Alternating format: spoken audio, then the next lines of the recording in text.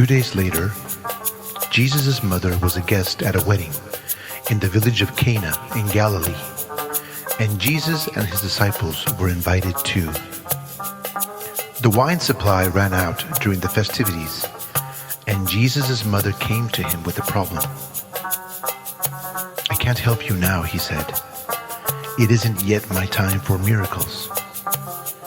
But his mother told the servants, "Do whatever he tells you to."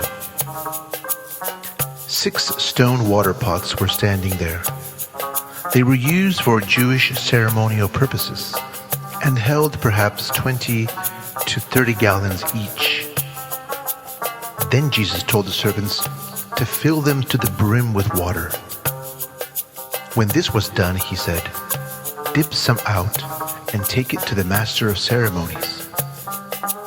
When the master of ceremonies tasted the water, that was now wine, not knowing where it had come from, though of course the servants did, he called the bridegroom over. "This is wonderful stuff," he said. "You're different from most. Usually a host uses the best wine first, and afterwards, when everyone is full and doesn't care, then he brings out the less expensive brands. But you have kept the best for the last."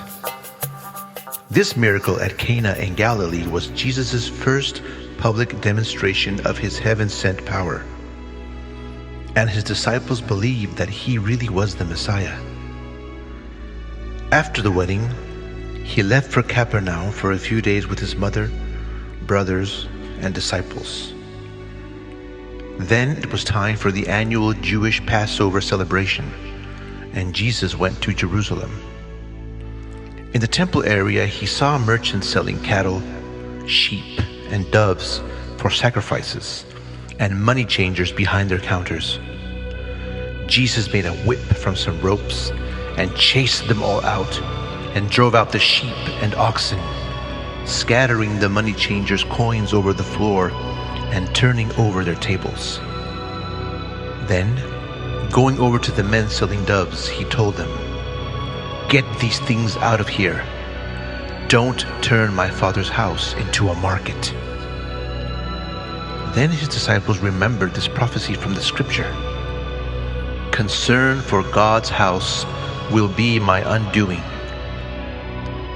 "What right have you to order them out?" the Jewish leaders demanded. "If you have this authority from God, show us a miracle to prove it." "All right," Jesus replied. "This is the miracle I will do for you. Destroy this sanctuary, and in 3 days I will raise it up." "What?" they exclaimed. "It took 46 years to build this temple, and you can do it in 3 days?" But by this sanctuary, he meant his body. After he came back to life again, the disciples remembered his saying this and realized that what he had quoted from the scriptures really did refer to him and had all come true.